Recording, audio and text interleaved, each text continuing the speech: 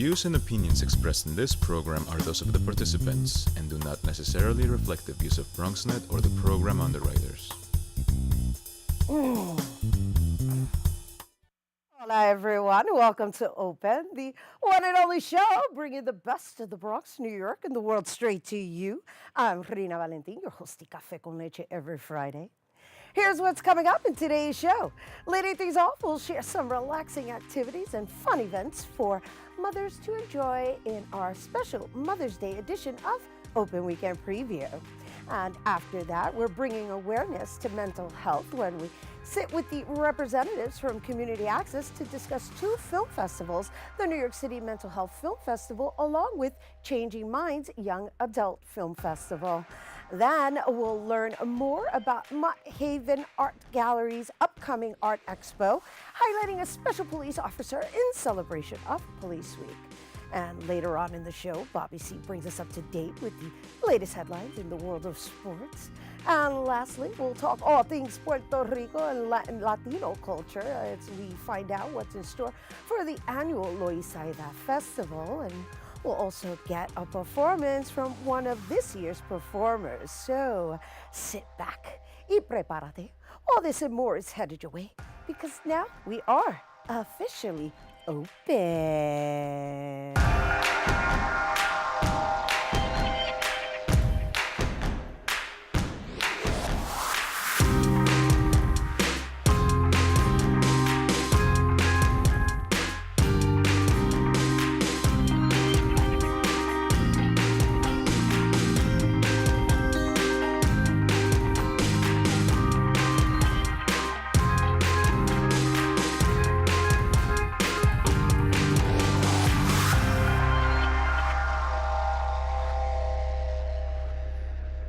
Hello and welcome to Open, everyone. I'm Rhina Valentin, your host of Café con Leche, always inviting you to get social with us online, that is.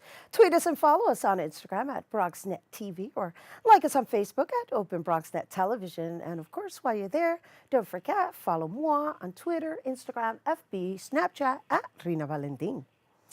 So, moms, this weekend is for you. It's time to relax and have a good time. You know, me deserve it. So we have some great events for you to enjoy. So get your pen and papers out for this special Mother's Day edition of Open Weekend Preview.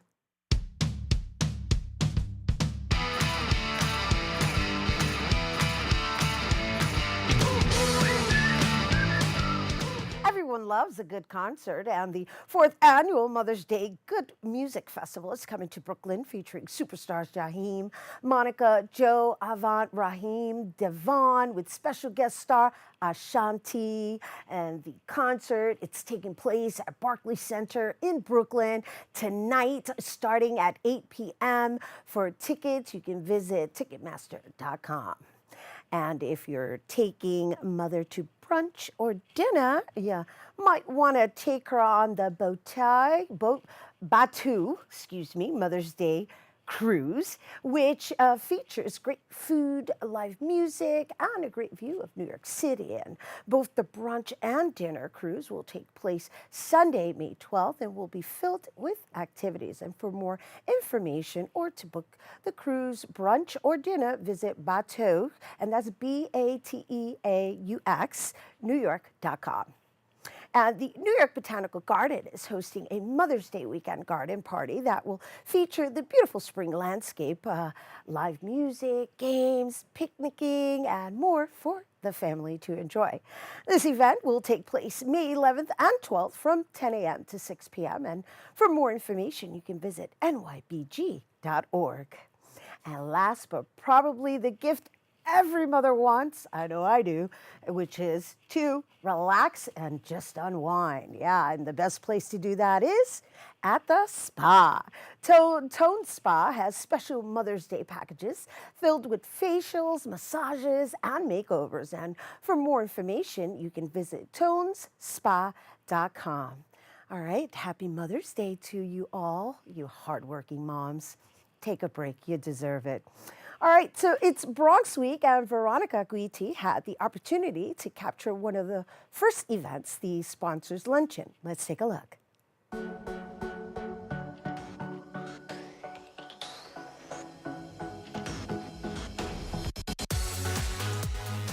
We're here at Shanghai Red, the newly opened restaurant located in the heart of Westchester Square. They're serving as this year's sponsors lunch and host for the opening of Bronx Week. So every year what we do with Bronx Week is we have it's a closed event, it's just by invitation only, and we call it the Sponsor Appreciation Luncheon. And this is the opportunity for us one-on-one to say thank you to our sponsors and to let them know how much we appreciate all that they do. When Marlene brought it up to me that she wanted to do it here, I was thrilled.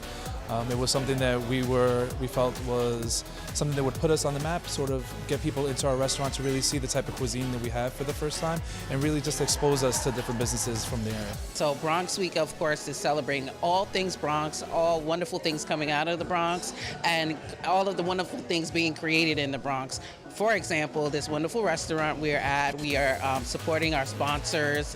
These are people that just really make sure that the Bronx Week goes off without a hitch. So we're just having a great time and looking forward to 10 whole days of Bronx Week. You know, the borough president, his leadership with the Bronx has really just been outstanding in terms of his support for public higher education, CUNY, Bronx Community College, and Bronx Week's just, it's a lot of fun. I mean, you look at where we're at today, it's a great restaurant, the luncheon, all the sponsors, and it's a fun week for, you know, the whole community to get together and to really celebrate, you know, our lives as Bronxites with a lot of friends of ours. Well, Goya, we love the Bronx. You know, we've been in the Bronx since 1936, and like I said, it's hard to find one store that doesn't carry our products. So we love to support the people in the Bronx. We love to support Ruben, and we're just glad to say that we're present here for Bronx Week. You don't want to miss out on what's in store for you for this year's Bronx Week. So to stay posted, just log on to ilovethebronx.com. For BronxNet, I'm Veronica Guiti.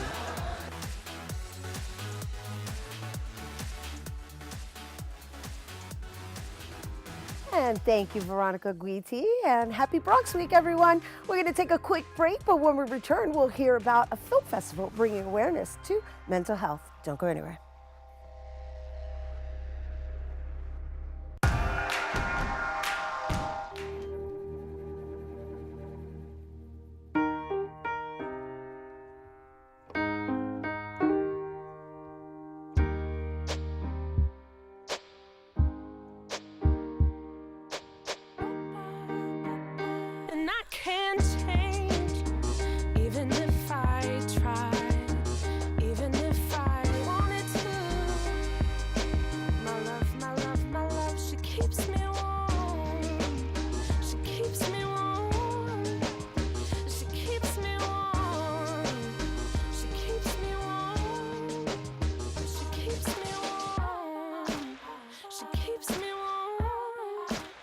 We are neighbors and best friends.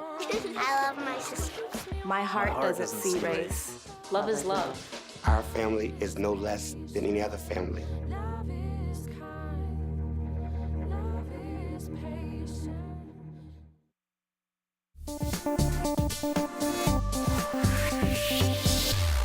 Hello and welcome back to Open, everyone.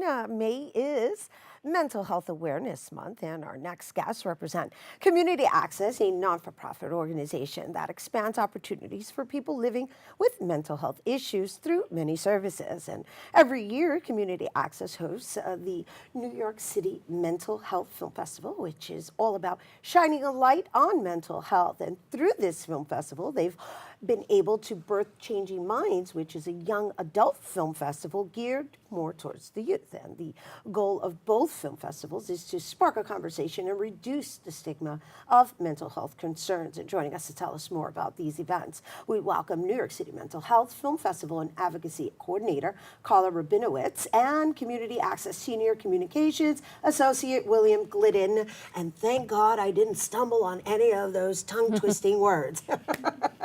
Welcome to you both. Thank you. Yes, and I must say, the work that you're doing is so needed. And please do share how long you've been with this organization. I've been with the organization over 15 years, and the Mental Health Film Festival is 14 years old. It is a film festival that brings light to mental health, but reaches out to everybody who loves films, right? So we have a saying in our film festival: if the film doesn't make you laugh or cry, it's not going to be in your film festival.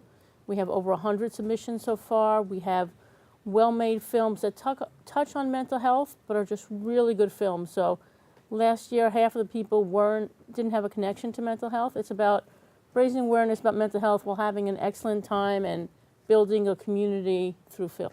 And so, are you involved with both film festivals? Yes. Okay, so I just want to get to know you a little bit before we start talking further. And so your name, William Glidden. That's and right. so William, your involvement as the Senior Communications Associate, what does that mean? Well, I am here to help Carla with whatever she needs in terms of promoting the festival and doing things like this, talking to you about just why it's such an important event. And then 4 years ago, we had the idea that we should have a higher emphasis on amplifying the voices of young people in particular. So we launched the Changing Minds Young Filmmaker Competition, and we've been doing that in combination with the festival which Carla launched. So how many films do you feature? We feature about, the main film festival is about 11 to 14 films, runs from 9 to 5. It's going to be Saturday, October 19th, usually 3 long films and a bunch of short films. Oh, nice. And so just out of curiosity, being in the business, aside from the film festival aspect of it, do you see a change in mental health consciousness? Do I see a change in mental health consciousness? I think that a lot of famous people are a little bit more open. So for instance, a couple of years ago, we got a film, Mind Game, which is about the history, the documentary of Shamika Holtzclaw, who's a WNBA player who made a documentary about her struggles with mental health. We've had some other people in the sports arena come out about mental health, people in England, the royal family, and that helps. And that's all about what the film fest is about. First of all, it's about having a good time. You're going to watch some great, funny, good films, some serious films, but also just to let people know, mental health recipients aren't others. It's in all of us. Yeah, right, exactly. That's the reason why I was asking, right? So, William, you can answer this question. Do you find that people are becoming, I guess, a little bit more open about the different versions of mental health issues, right? Because right now, in my opinion, I'm seeing a lot of people being diagnosed with PTSD, depression, anxiety, whereas I didn't see it as frequently before. Sure, and to Carla's point, I think the fact that there are a lot of high-profile people who are using their platforms to just let other folks out there that they're not alone has made a huge difference. I know for my generation, discussion of mental health issues is not a very taboo thing. And I think the sooner we get people talking about these things and normalize that and make it not such an anomalous thing that you can talk about what's going on with you, the better off people will be down the line. And so do any of these films include the issues that we're struggling with as far as gun control and the next generation and their access to just violent ways of being? Yeah, so we had some great films last year. One film was a guy who lived with manic depression, and you see his kind of violent episode. It's all about his relationships, how he has to repair his relationship with his girlfriend, ex-wife, the kid he loves. Another film from a long time ago was called The Wrong Bodega. I don't know if anyone's heard of that film. It's a short film. It was about a young man living in a tough neighborhood, and violence was the go-to thing. And he had to make the decision, is he going to college and moving away from all his friends and everything he's already known and supporting his family? Is he going for that opportunity, or is he going to stay with his crowd and live that kind of life?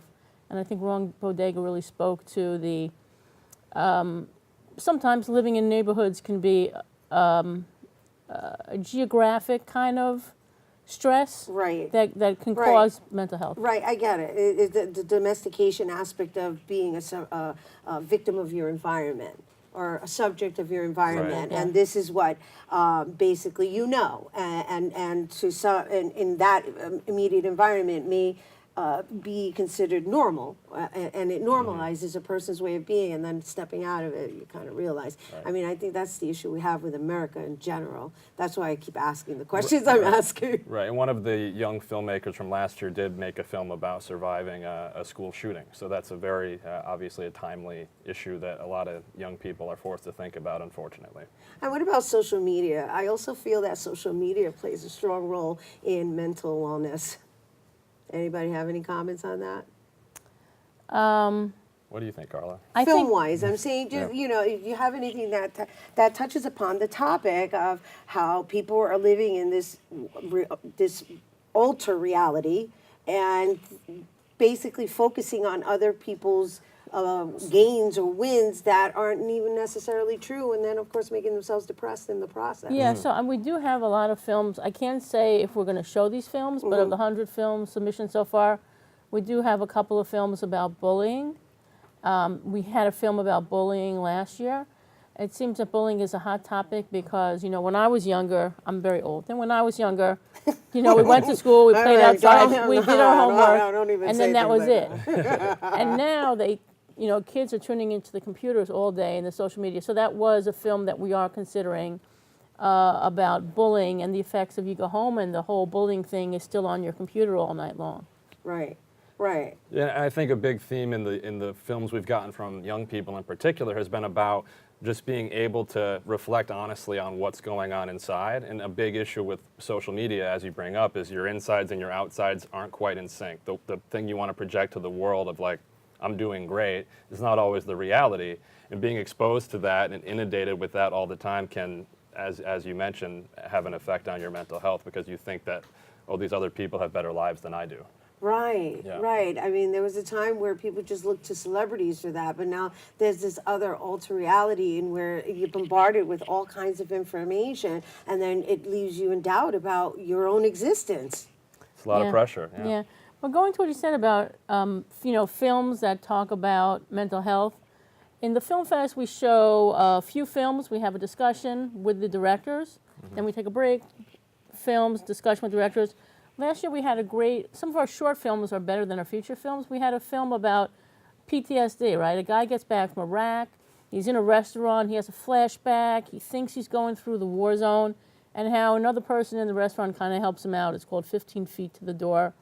Then we had a really funny film about group therapy. A lot more people are going to therapy now. Right. And it was hysterical. It was called Centered. Really relax. It was called Centered, and it was about like the cutbacks, like a male therapist was leading the women's group and all the antics of going on of the women in the women's group. So these aren't always, you know, we try to have positive portrayals of people with mental health. And the Film Fest is not a preachy kind of film place. It's a place to go, watch some films, have a good time, and, you know, create a community through film lovers about mental health. I love it. Thank you. And thank you for being here and sharing it with our viewers. And thank you for making it relatable to our reality. Right. All right, you guys, once again, the deadline submission for the New York City Mental Film Festival is August 31st, 2019. And for more information on the film festivals, you can visit mentalhealthfilmfest.nyc. We have to take a quick break, but when we come back, we'll hear about a new art exposition showcasing some of the Bronx's talented artists. Don't go anywhere. Leaving hot coals improperly extinguished can cause a wildfire. Hey guys, it's Smokey! It looks as if Smokey is going to use the drown, stir, drown and feel technique. After the first drown, a good stir. Next, another drink. And finally, a close feel. Is it cool? Okay. Yeah. Hey, Smokey, catch! Oh, my bad, Smokey. Only you can prevent wildfires.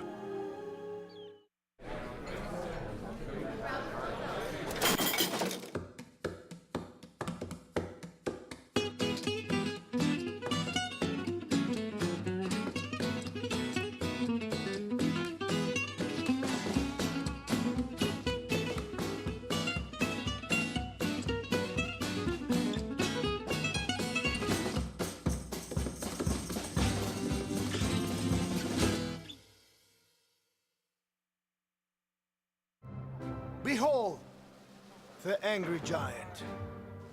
Behold, the angry giant. Behold, the angry giant. Behold, the angry giant. It only takes a moment to make a moment. Take time to be a dad today.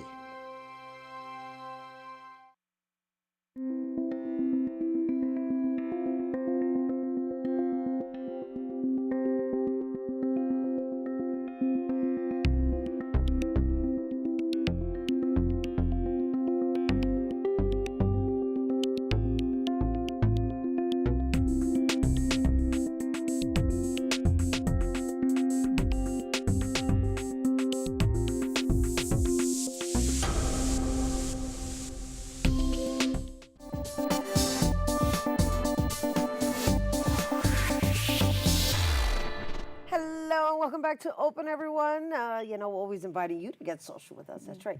Tweet us at BronxNet TV, and while you're there, tweet me too at Rhina Valentin.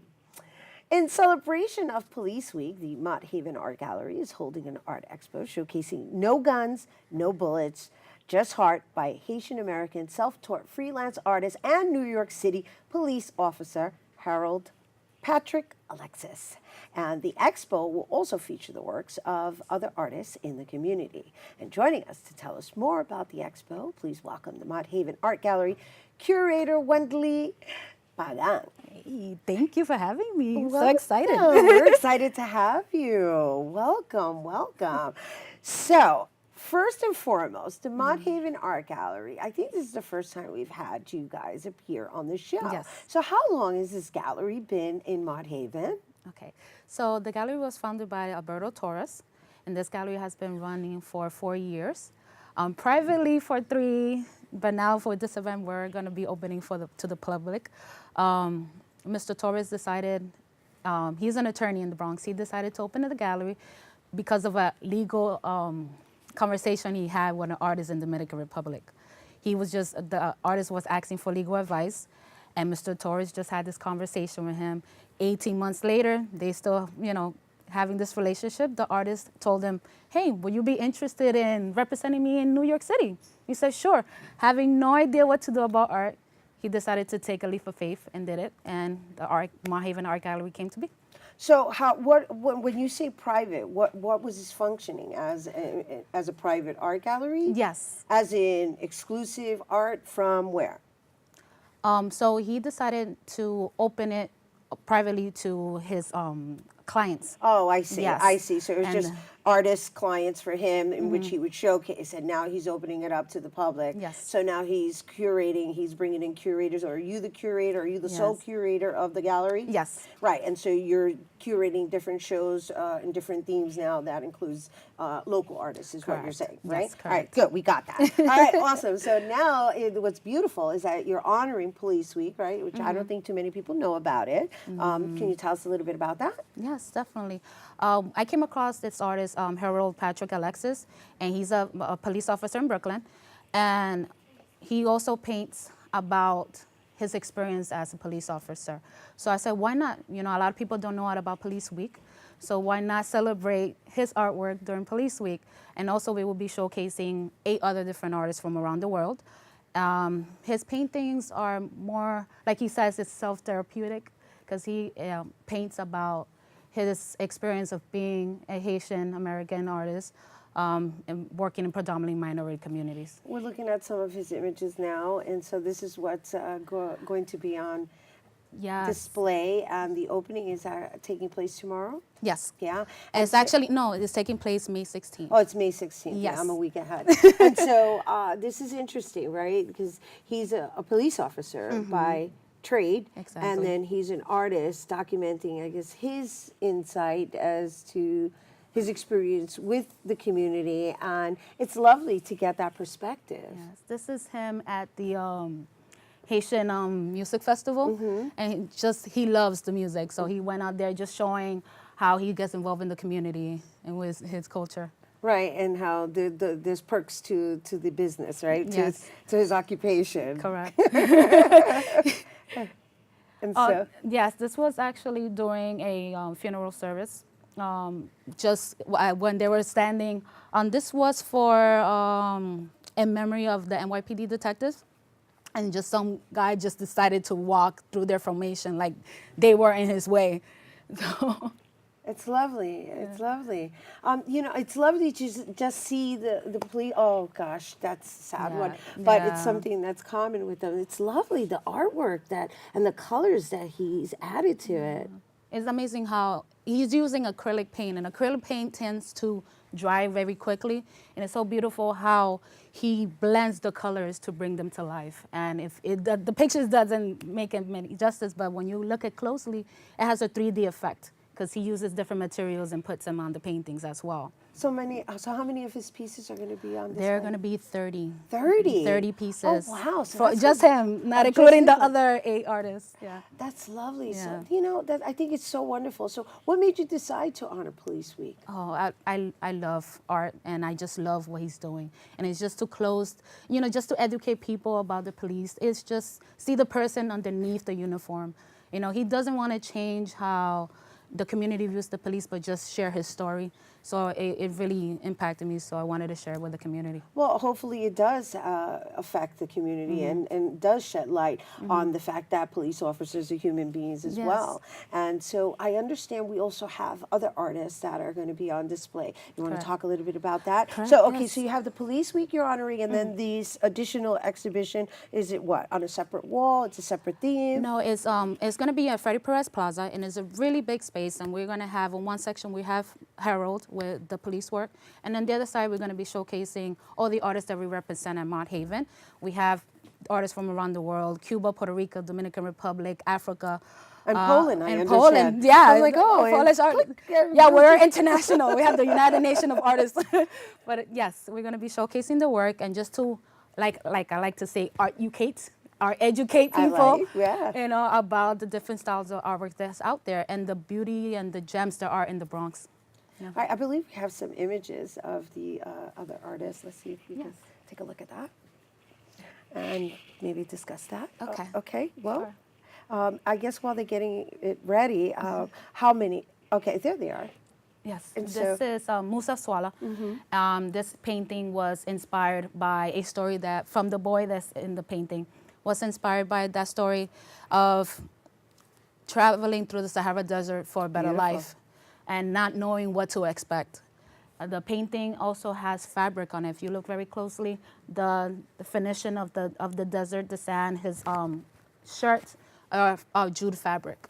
I know it's hard to really get the actual essence. That's why you have to go to the event. Right, absolutely, that's the whole point. We're just giving everybody a little taste of what's on display, but you truly feel the artwork when you're there in real life. Like this is from a Polish artist, Grzegorz Tataska, and it's just a style called atmospheric perspective art, where the climate change affects your perspective of how you see things. So this is a cityscape of him looking throughout the window and just getting that heat wave and distorting his image. And it's wonderful because this painting, he created it when he first came to New York, and just shows his, how he was scared about the security of being here, you know, so. I can tell you really love your work. Oh, I do. You're giving us such wonderful insight behind the artist. And so how do you curate? How do you choose the style in which the narration is going to be mounted? Okay, so I create a relationship with each artist and trying to learn a little bit more of what inspired them to do those pieces. And I try to create a story, just to tell their story through their art. So that's how I pick the paintings, and just how they, art is just not what you see, but how you feel and what's the story behind it, and the technique and the work and hard dedication that goes to it. Yeah. So is everything on canvas that's going to be on display? Yes, everything's on canvas. Everything. Okay, and so you said we have 30 pieces from Harold, and then from the other artists? Each artist is going to be displaying 5 pieces. 5 pieces each, so that's a lot. That's almost like 50 pieces of artwork. Correct. Lovely, lovely. Okay. All shapes and sizes. All shapes and sizes, and from different parts of the world. Correct. So it'll be a nice trip. Yes. Bump. Okay, so it opens on May 16th. Correct, and it runs, this is going to be the opening reception at Freddie Perez, and then it will move over to the Mott Haven Art Gallery, that's located on Melrose and 152nd Street for the rest of the month.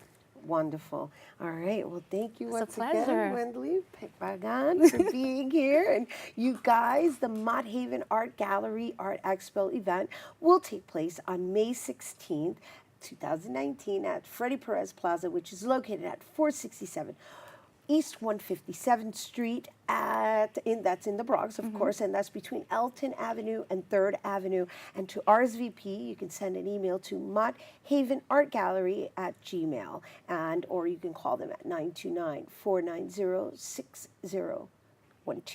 All right, stay tuned because Bobby C's Weekly Sports Roundup is coming up next. Patriotism. It inspires passionate debate. It's worn like a badge of honor with good reason, because it means love and devotion for one's country. But what really makes up this country of ours? It's the people. To love America is to love all Americans. This year, patriotism shouldn't just be about pride of country. It should be about love. Love beyond age, sexuality, disability, race, religion, and other labels. Because love has no labels. Maybe you can make retirement happen. After all, you made this vacation happen. Double points with every purchase? Cleverly merging promotions. Love it. Cross-referencing travel sites. And booking all your flights with those... Vouchers.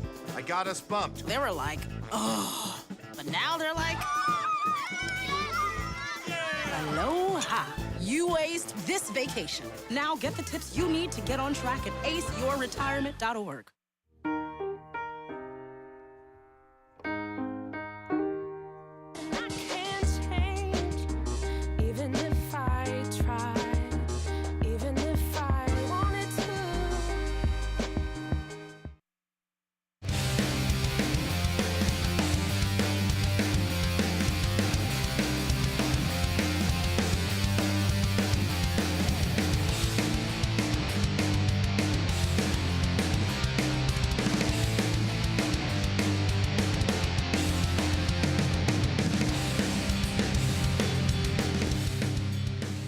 Look at sports on the NBA hardwood. Golden State head coach Steve Kerr has already ruled out star Kevin Durant for tonight's Warriors-Houston Rockets Game 6. Durant would apparently miss a potential Game 7 Sunday, too, thanks to a calf strain that he suffered in Game 5. The Warriors gave themselves a ton of margin for error by rallying for a win after Durant went down in Game 5 with a 3-2 series lead. Golden State needs to win just one of 2 games, the second of which would be at home. Of teams in that situation, 91% have gone on to win the series. But Durant's injury hurts folks. Nonetheless, he's a great player who was hitting peak form. Game 6 tips tonight, 9 p.m. Eastern Time. I'll be watching that, Rhina, definitely, indeed. If there's a recent trend this NBA postseason, it's teams forcing a Game 7. Damian Lillard and the Portland Trail Blazers are headed to Game 7 after Thursday night. Facing elimination on their home court, the Trail Blazers pushed the Denver Nuggets in a way that they hadn't in the previous 2 games, where before we had seen a lack of three-point shooting and rebounding. Portland instead found its way in Game 6. Lillard scored 32 points, going 6 of 13 from beyond the arc, and Rodney Hood added 25 points off the bench, including 3 buckets from deep. It looked like the Blazers might not recover from traumatic losses in Games 4 and 5, but instead Portland soundly defeated Denver 119-108. Philly managed to do the same thing in the East. The Sixers have extended their series with Toronto to 7 games. In the first minutes of Game 6, you could not miss Ben Simmons. He was aggressive, attacking downhill and posing himself on the game. Philadelphia's defensive energy had Toronto missing shots, and that gave Simmons a chance to get out in transition where he is at his best. Simmons was 4 of 5 shooting with 5 assists in the first quarter alone. He finished with 21 points. Jimmy Butler added 25 on the night, had 8 assists, and played with the kind of grit and determination that makes him key to Philly's chances of going to the NBA Finals. Whichever team advances will meet the powerhouse Milwaukee Bucks, who eliminated Boston in 5 games. On the NHL playoff ice, the Carolina Hurricanes had their moments in Game 1 of the Eastern Conference Final, but penalties ended up being their Achilles heel in a 5-2 loss to the Boston Bruins. Bruins got on the board quickly, but that lead was quickly erased, though. Just like that, the score was 1-1 a mere 3:42 minutes into the contest. Things calmed down after that until that's when Carolina started to take over the game. The NHL's feverish field of 16 has now been whittled down to a fascinating Final Four. The San Jose Sharks and St. Louis Blues emerge from Game 7s out west, while the Bruins and Carolina, of course, meet in the East. Good series so far. We could see a first-time champion in the Sharks or the Blues. I don't know. Will the Hurricanes go from a decade of playoff misses to glory? Lots of storylines in the NHL. Game 2 of that Eastern series is Sunday, Mother's Day, at 3 p.m. Out west, the Blues will be in San Jose, Saturday for an 8 p.m. puck drop with the Sharks. Game 2 is Monday night in San Jose. That game gets underway at 9 p.m. On the baseball diamond, the Yankees won for the 4th time in 5 games last night in the Bronx. They head to Tampa Bay to play the AL East leading Rays for the first time this year. Jay Happ and 4 relievers combined on a 2-hitter last night. Veteran newcomer Cameron Maben contributed with his bat and glove, and the Yankees beat the Seattle Mariners 3-1 on Thursday night. Marquee matchup tonight, 6-1 Domingo Germán faces 6-0 Rays starter Tyler Glasnow. They're among the pitchers tied for the Major League lead in wins. The Yankees take a depleted lineup into Tropicana Field for the start of a new series. The Mets will also start a new series. They are down south in Miami. They enter that series off a loss. Hunter Renfroe hit a tie-breaking solo shot in the 7th inning, and the San Diego Padres beat those New York Mets 3-2 Wednesday to win their 3-game series. Mets had the off day yesterday and will look for better returns in Miami this weekend. Time for some quick hitters from around the world of sports. It is the month of May, and that means Indianapolis is ready to party. The Indy Grand Prix kicks off the month tomorrow. I'll be there. I'll have a full report for you on Monday. The Indy 500 is only a few weeks away. That's when Fernando Alonso will try and become only the second race car driver in history to win the coveted Triple Crown of motorsport. There very well could be a Triple Crown at the Indy 500, but we know there won't be a Triple Crown out at the Belmont this year in horse racing. Country House, the long shot who was awarded victory in last Saturday's Kentucky Derby following the disqualification of first finishing Maximum Security, will not run in the Preakness Stakes on May 18th in Baltimore, ending any shot of a 3rd Triple Crown in 5 years. Trainer Bill Mott said Tuesday that Country House has developed a cough and was acting like he's going to get sick. Horse racing has had a rough month, to say the least, folks. Kind of rough start for one former football star in the Lynx, too. On almost every tee box and every green Thursday, Tony Romo was greeted by shouts of encouragement during the first round of the AT&T Byron Nelson at Trinity Forest Golf Club. Good shot or bad, the fans were as invested in Romo as they were during his decade-long run as the Dallas Cowboys starting quarterback. Ultimately, Romo did not have the round he or fans wanted, finishing with a 5 over 76 that left him tied for 148th. Yikes. After round 1. Now back to a quarterback still in the NFL. The Arizona Cardinals announced on Thursday that they have signed number 1 overall draft pick Kyler Murray. NFL Network's Ian Rappaport reports that the deal is for 4 years and $35.2 million, fully guaranteed with a 5th-year option. Murray's deal eclipses that of last year's number 1 overall pick, Baker Mayfield, who signed with the Cleveland Browns for 4 years and $32.7 in guaranteed money. 2 guys to hang out with, no doubt about that. Murray became the second first-round quarterback to sign Thursday after the Washington Redskins signed number 15 pick Dwayne Haskins to a 4-year deal. And yes, Murray's NFL deal was a lot more money than his potential baseball deal with the Oakland A's. NASCAR is in Kansas this weekend. 11 races into the season, Kevin Harvick and his number 4 team are still surprisingly looking for a first trip to victory lane. That's not to say they haven't been close, but as defending winner of Saturday night's Digital Alley 400 at Kansas Speedway, Harvick would like nothing better than to right the ship. Should be a good race. And on a final sports roundup note, our prayers go out to Ron Darling.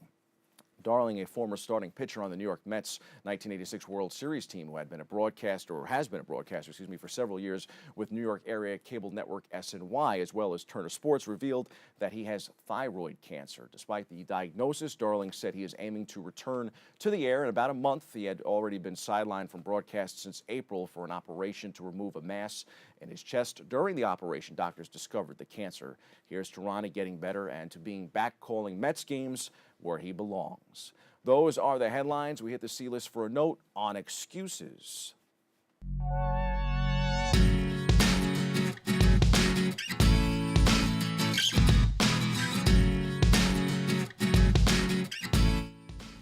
Or should I say a note on no more excuses for James Harden, Chris Paul, and the Houston Rockets. If they can't beat the Golden State Warriors without the best player in the league, in the world, Kevin Durant, then they have no one else to blame but themselves. For the past year, Harden, Paul, and the Rockets organization have sat around lamenting, what if Paul didn't pull his hamstring in last year's Western Conference Finals against the Golden State Warriors? Question mark. To me, after watching Game 5, I'm still sold on those Golden State Warriors. The Rockets knew that if they could win those last 14 minutes of Game 5, they'd have the leverage. This was a chance to change the direction of history. It was a chance to make Game 5 the last Warriors game ever at Oracle Arena. They're closing the place. This is why this moment now is vital for the Rockets. This is a chance to grasp this karmic turn to me. They have already failed in round 1. Durant's calf injury Wednesday night in the third quarter of the Warriors' 104-99 win changed Houston's opportunity. In a flash, the Rockets' underdog status was nullified.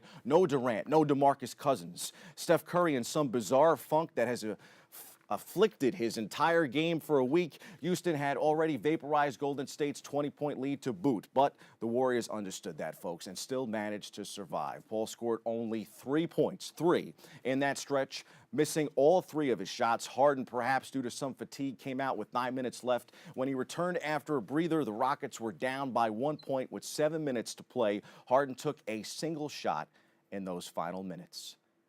Meanwhile, Steph Curry returned to being Steph Curry. He scored 12 points in the fourth quarter. Even if it still goes 7, I still believe that the Golden State Warriors will have enough to slip past Houston. Who you taking? Hit me up at The Voice Bobby C on social media. Share your thoughts. That's your sports. I'm Bobby C. More Open and Rhina Valentin back after this.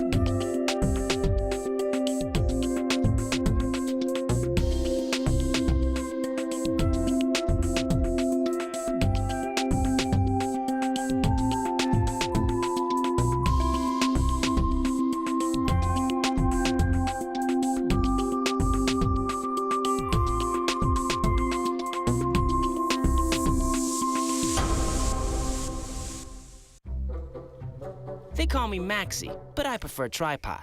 I was your above-average four-legged homie, and then wham, bam, minivan. Some people pity me. Now that's lame. I still run, fetch, and swim.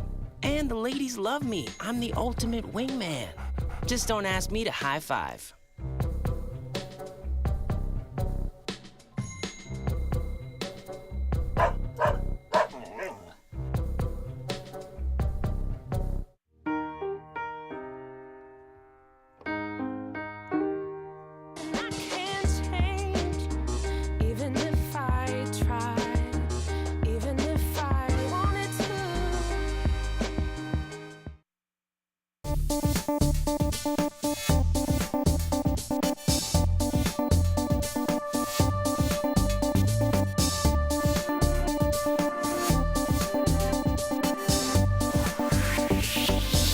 Hello and welcome back to Open, everyone. So every year, people throughout the community gather together to celebrate Puerto Rican and Latino culture at the Loisaida Festival. And through music, dance, and the arts, people are able to participate in a cultural experience that uplifts the Lower East Side community. And joining us to tell us more about the festival, we welcome Loisaida Festival Operations Manager Alejandro Torres and poet Prophet from Abrazos Army.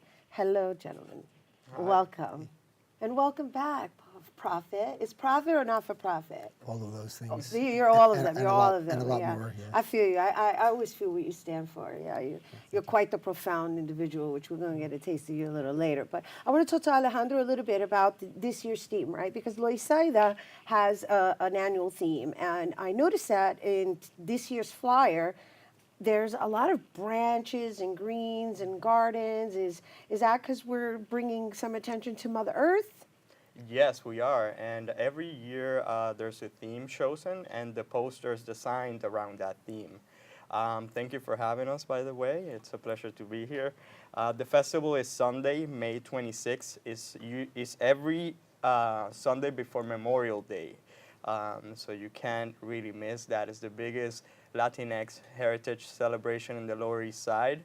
Loisaida, it's a very proud neighborhood, and we celebrate our roots, and we have branched out as part of the Loisaida Community Center into technology, and that's why you see that that theme The around image, the right? The poster. theme of the flyer has like branches and gardens. It just reminded me of like our roots, but it also loaned itself to just becoming more health conscious and just vegetarian. Everybody's a vegan nowadays. I'm not saying that's what the festival is about, but just it just loans itself to today's messaging. Right. Also, we will be premiering this year a new zone, which is centered around science, technology, engineering, and mathematics, mixed art into it. This zone will be located between 6th and 7th Street. The festival runs from 12th Street down to 6th Street on Avenue C. And it's from 12 to 5. The festival has different zones. We try to focus on healthy living, wellness, of course. There's a big artisan participation, artesanos with original work, and lots of food, lots of different food, and also this year technology.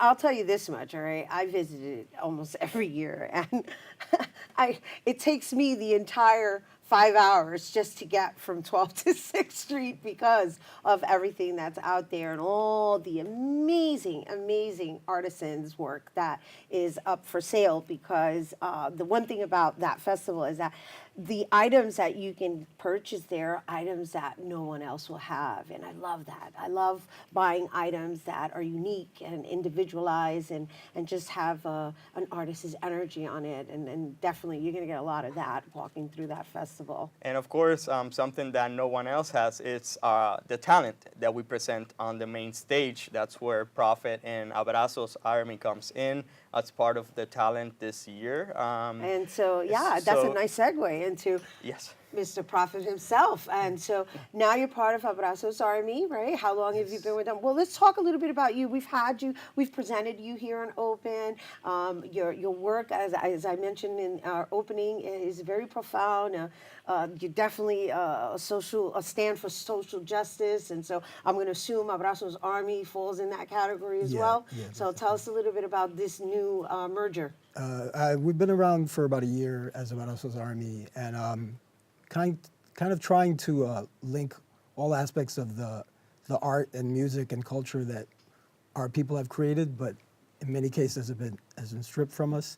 So our Abrazos Army is a combination of salsa and hip hop and even punk rock, and it's everything that we've had a part of, but a lot of people don't know it. I think for me, being this year performing at the Loisaida Festival becomes really important because I think our people, and I'm talking about New Yorkers, have been removed and pushed out of every community we've lived in, and that's been my experience. I've lived in the Lower East Side, I lived in the Barrio, East Harlem, I currently live in the Bronx, and I've just seen a trajectory of New Yorkers being pushed out of everywhere we are, and right now we're being pushed out of Puerto Rico, in fact. So I think it's important to talk about who named Loisaida, and why, and who are those people that were there and we're still here, and we're still fighting to stay here, you know.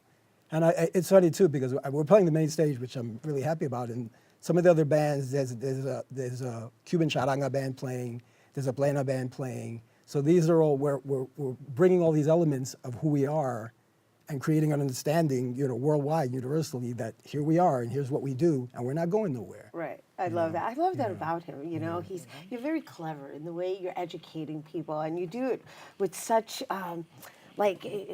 enrollment, right? There's his way, his style. He's got swag. That's what it is, Prophet. You got swag. Yeah.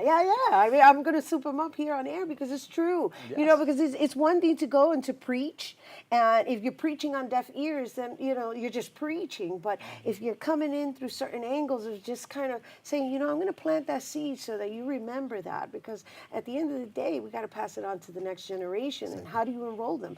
Through music, through dance, through hip-hop.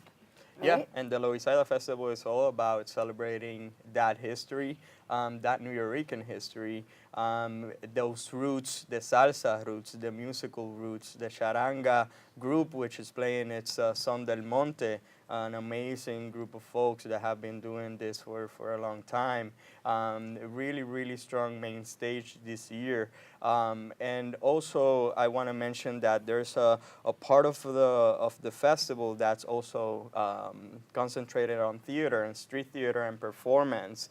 So many things happening. It's, like you said, hard to choose what to see first, what to see second.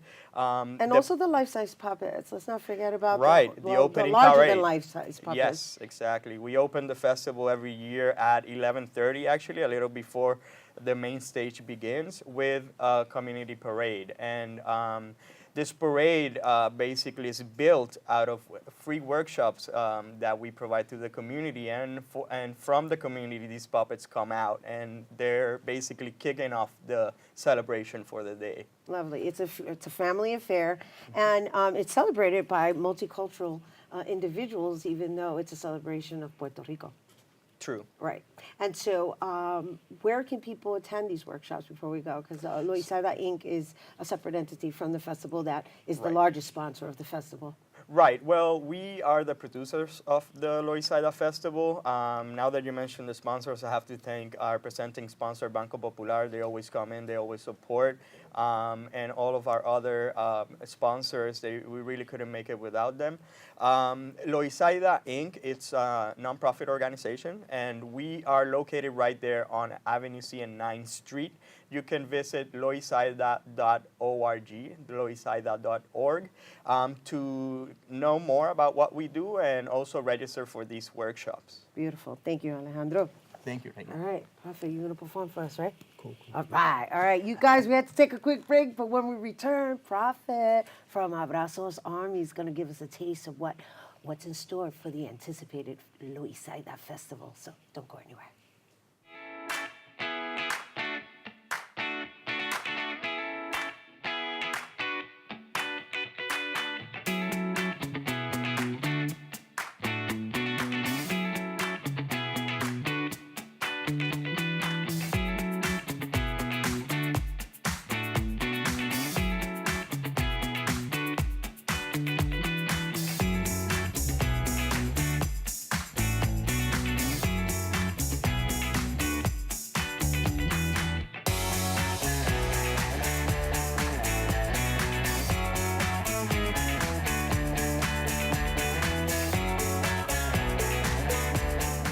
Well, Thomas, you've got pre-diabetes.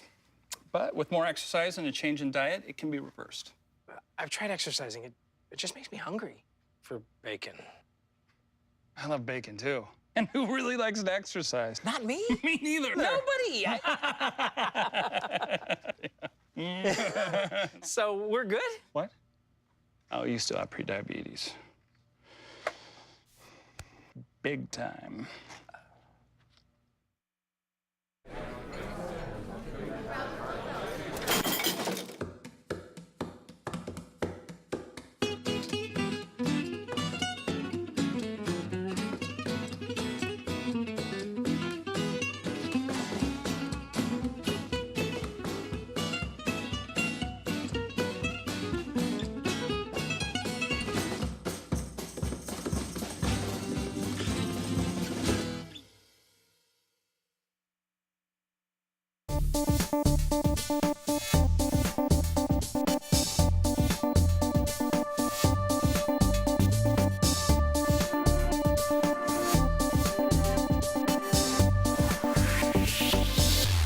Hey, welcome back to Open, everyone. It's now time for this week's Open Artist Spotlight.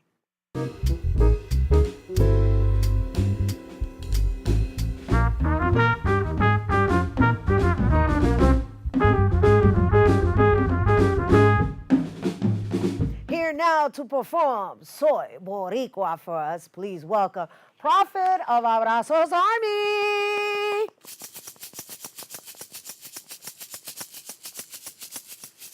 Cruzando profundos mares.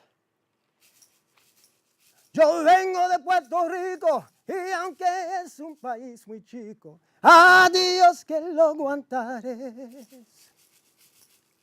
No hay país que se compares, no hay país que se compares con su belleza y su triste suerte. Puerto Rico, yo quiero verte.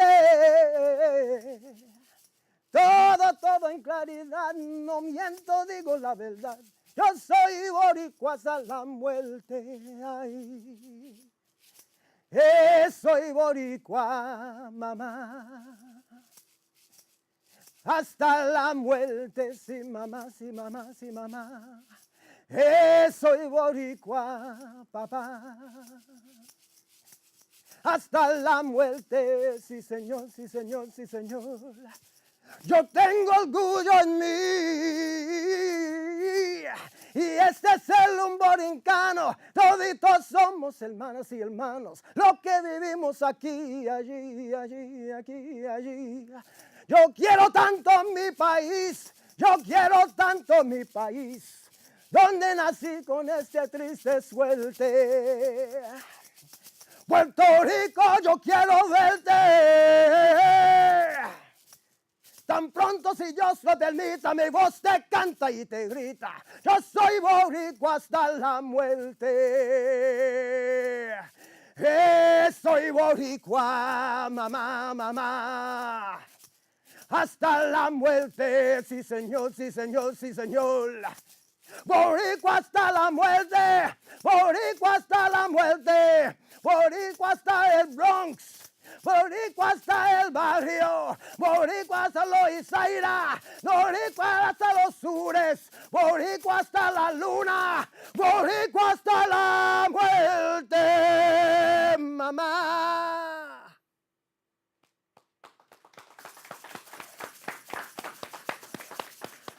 I don't even know whether I should step in.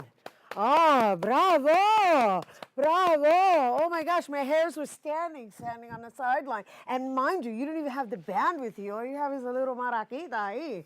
Tell me, is he proud to be Boricua or what? You make me proud to be Boricua. Thank you for that. That was beautiful. That was beautiful. Profit, everyone. That was amazing. Acapella. That was amazing. All right, you guys, once again, the Loisaida Festival is taking place on Sunday, May 26th from 12 to 5 p.m. And for more information, you can visit loisaidafest.org. Once again, this was Prophet giving you a little taste of Abrazos Army. They're going to be performing on the main stage. And, well, that's our show today, mi gente. Thanks to all our guests for coming through and to you, our viewers, for tuning in. If you missed any part of the show, you can check out the recable cast tonight and 24 hours a day at BronxNet.tv. I'm Rhina Valentin, and from all of us here at Open, may the universe provide paz, prosperity, y amor, and happy Mother's Day, everyone. Adios.